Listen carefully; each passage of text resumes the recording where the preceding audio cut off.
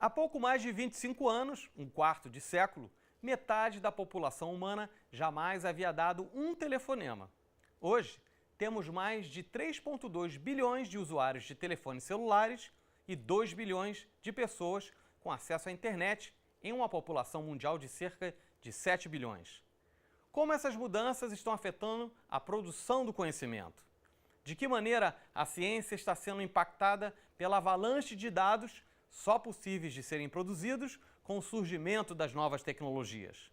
Para responder a essas e outras perguntas, contamos hoje com a presença do físico, filósofo e cosmólogo Luiz Alberto Oliveira, aqui no programa Entrevista.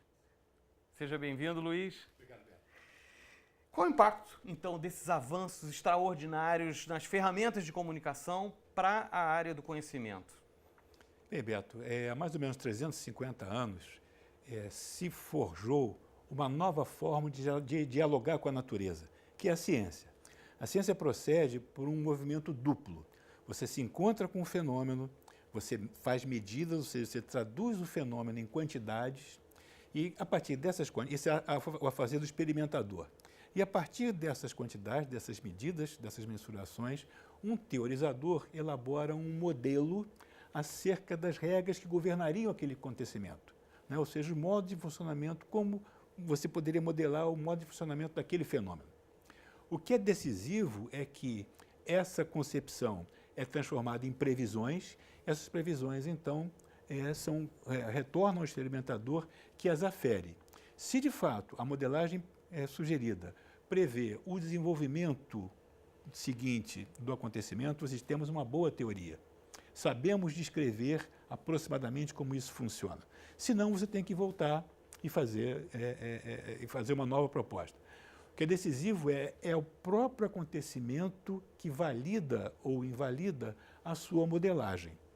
Por isso, ao contrário de outras práticas do espírito humano, a poesia, a arte, a filosofia, a ciência é um afazer cumulativo e autorreformador. Quanto mais você aperfeiçoa os seus modelos através de avanços nos instrumentos de pesquisa, através de novas teorias, né, você renova as bases a partir das quais você vai empreender novas investigações. Então, a ciência é esse empreendimento evolutivo, inerentemente evolutivo. Agora, o que aconteceu com o surgimento das novas tecnologias de informação, a capacidade de gerenciar, de manipular grandíssimas quantidades de dados, foi que você agora pode fazer uma espécie de um novo tipo de ciência. Uma ciência na qual esse procedimento de aferição, modelagem, reaferição fica superado.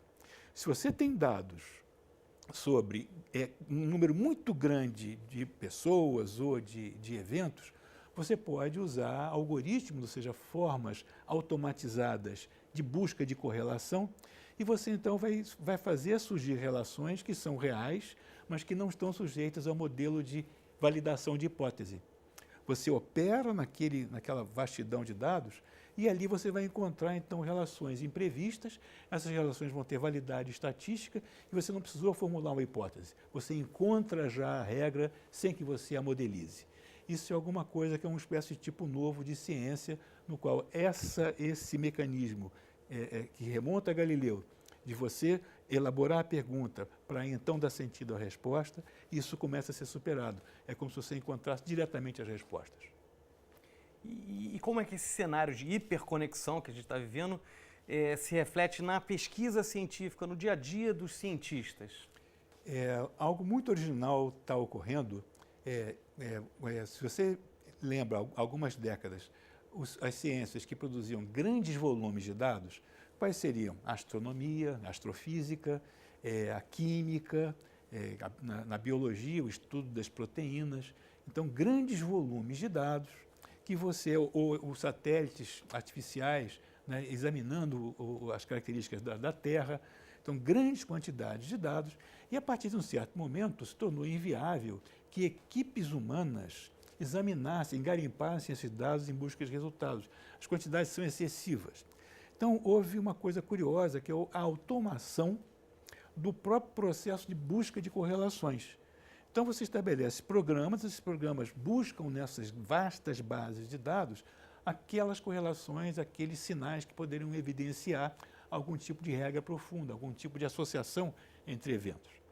Então, essa investigação dessas grandes quantidades de dados eram características de ciências físicas, astrofísica, física de partículas, ou então das ciências biológicas, na proteômica, mas hoje isso está começando a poder ser, essa investigação está começando a poder ser exercida sobre acontecimentos humanos, sobre características, tendências, inclinações, gostos, né? Desejos de grandes quantidades de pessoas. Então, essas técnicas que se destinavam a dar sentido a essas vastas correlações de dados agora começam a se aplicar sobre nós mesmos. Vamos para uma palavra difícil. O que é ziliônica? A ziliônica é um modo brincalhão de você se referir a essa capacidade de você extrair sentido desses vastos oceanos de dados. O nome técnico seria computação escalar massiva, mas se chamar de ziliônica, né, tem um sentido mais direto, porque diz respeito a você ser capaz de manipular zilhões de dados.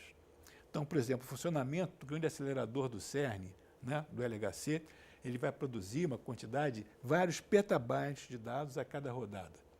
Se você lembrar que 1 megabyte, uma unidade que nós estamos mais ou menos acostumados, equivale a uma música dos Beatles, então, cada rodada do LHC você vai ter que manipular o equivalente a bilhões de músicas dos Beatles. Algo como se os Beatles tivessem séculos compondo sem parar. Isso a cada rodada, né, a cada semana. Uma série de outros agentes no âmbito dessa infosfera, né, a qual nós estamos presentes hoje, manipulam essa quantidade massiva de dados. E cada vez mais esses dados são acessíveis apenas através de interfaces, né, apenas através de agentes automáticos que são capazes, robôs cibernéticos, robôs informáticos que são capazes de processar essas vastas quantidades de informação e fazer um resumo que esse sim é acessível ao nosso entendimento, porque nós não somos mais capazes de diretamente manipular esses vastíssimos valores, essas vastíssimas quantidades de dados. São chamado Big Data, não é isso? Big Data, exatamente. Que aplicações práticas só são possíveis com essa quantidade absurda de informações? Talvez o exemplo mais claro seja um exemplo lá no caso da medicina. Você sabe que para você testar remédios ou para você investigar causas de moléstias, você precisa ter grande, quanto maior for o seu contingente de examinados, né, diríamos os informáticos, a sua base de dados, né, melhor você vai poder modelar, melhor você vai poder testar, né, as suas propostas, eventualmente procurar testar algum medicamento que atenda aquela moléstia. Então, você agora produz dados em grande quantidade sobre os mais diferentes aspectos de um verdadeiro universo de pessoas. E através desses mecanismos automatizados, você vai fazendo surgir correlações absolutamente inesperadas.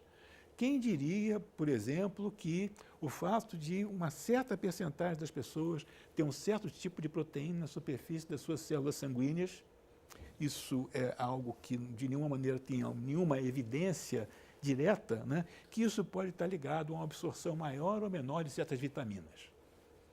Isso você só pode perceber, ou por acaso, uma chance no laboratório de, procurando alguma coisa, essa correlação surgir, ou então através dessa investigação em que esses robôs automaticamente vão mastigando essas quantidades colossais de dados e fazendo surgir essas correlações imprevistas. Então, com isso, você vai ter um novo tipo de medicina com essas bases estatísticas de grandes dados e que vai valer para contingentes cada vez maiores de pessoas. Talvez a gente possa pensar, por exemplo, o seguinte processo. E por volta de 2002 se terminou o primeiro projeto Genoma Humano. Então se mapeou o genoma de 3 ou 4 indivíduos a um custo de 6 bilhões de dólares. Alguns anos depois, o mapeamento completo do indivíduo era qualquer coisa em torno das centenas de milhares de dólares. A previsão é que daqui para frente, em pouco tempo, esse mapeamento genético completo de um indivíduo fique na casa das centenas de dólares. Então, será possível que você constitua uma nova imagem da humanidade, da espécie humana. Não mais a imagem da massa, vastos contingentes, multidões se movimentando. Não mais a imagem Leonardo da Vinci, né? O homem nas suas formas, do indivíduo, né? nas suas formas, mas uma imagem molecular do humano. Então, um conjunto de características que definem aquilo que é pertencer à espécie humana de um ponto de vista molecular. E será possível você, quem sabe, estabelecer uma espécie de banco mundial de genomas em que as pessoas espontaneamente doarão os seus genomas para que se forme esse quadro da humanidade. Com isso, você vai ter bases estatísticas, a partir desse fundamento genético, para descrever características humanas que nós sequer podemos suspeitar. E falando em características genéticas, vamos falar do DNA, porque a gente hoje tem 3 zettabytes e talvez a resposta para armazenar de uma maneira mais segura tantos dados seria o DNA. Como é que você está acompanhando isso? Como é que seria feito esse armazenamento? Isso é uma coisa realmente surpreendente. O DNA ele é a base da vida porque ele tem 2 características. Primeiro, ele é regular, é uma estrutura regular que admite uma variação interna. Então, isso serve como código. Né? Você tem certas letras e, mudando a ordem das letras, você muda o sentido do conteúdo. Então, assim é que a vida procede, né, para elaborar um manual de instruções para a constituição de qualquer organismo vivo. Aquele manual de instruções, escrito em letras bioquímicas, em textos de DNA, estão as instruções para você fazer o papel, para você montar a prensa, para você produzir a tinta para fazer a cópia daquele manual de instruções. Assim que a vida funciona. Mas a característica decisiva é que, ao contrário de formas que você encontra na natureza, que são capazes de se repetir, mas que são fixas, como a lama, como a areia, o DNA é frágil. Então, é fácil você separar o zíper, né, dividir a espiral em 2, e é fácil você reconstituir. Não precisa de grande quantidade de energia. É fácil fazer e desfazer. Então, devido a essa flexibilidade, é que agora você pode transferir essa capacidade da molécula do DNA, de elemento da operação dos organismos vivos, para outro setor completamente diferente, que é o do portador de código artificial. Então, não se trata mais de você fazer essa longa cadeia molecular suportar a informação que vai servir para a elaboração de um organismo vivo, dos órgãos, né, das características desse organismo. Agora você coloca ali dados. Pode ser a música dos Beatles? Toda a música dos Beatles, toda a música da humanidade, porque você consegue armazenar quantidades assombrosas de informação, né, numa dimensão efetivamente molecular, muito pequena.